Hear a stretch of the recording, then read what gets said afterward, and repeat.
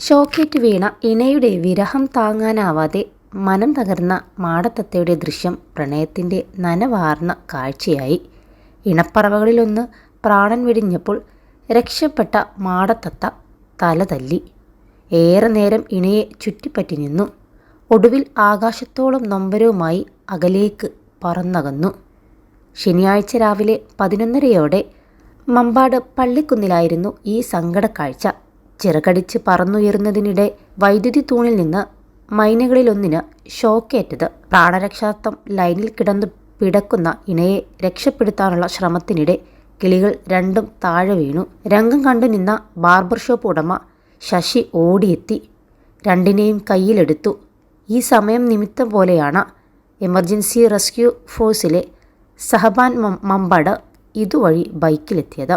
മരണത്തെ മുഖാമുഖം കണ്ട മാടത്തത്തകളിലൊന്നിനെ CPR നൽകി ഷഹബാൻ രക്ഷപ്പെടുത്തി. +2 ഡിഗ്രി കഴിഞ്ഞവർക്ക് വേൾഡ്സ് ഫസ്റ്റ് AR/VR ക്ലാസ് റൂമിലൂടെ സ്മാർട്ട് ഫോൺ എഞ്ചിനീയർ ആവാം. കൂടുതൽ അറിയാൻ വിളിക്കൂ ബ്രിഡ്കോ ആൻഡ് ബ്രിഡ്കോ. അതേസമയം തന്നെ CPR നൽകാൻ കഴിഞ്ഞിരുന്നെങ്കിൽ ഇണപക്ഷിയെയും രക്ഷപ്പെടുത്താൻ കഴിഞ്ഞിരുന്നുവെന്ന് ഷഹബാൻ സങ്കടത്തോടെ പറഞ്ഞു.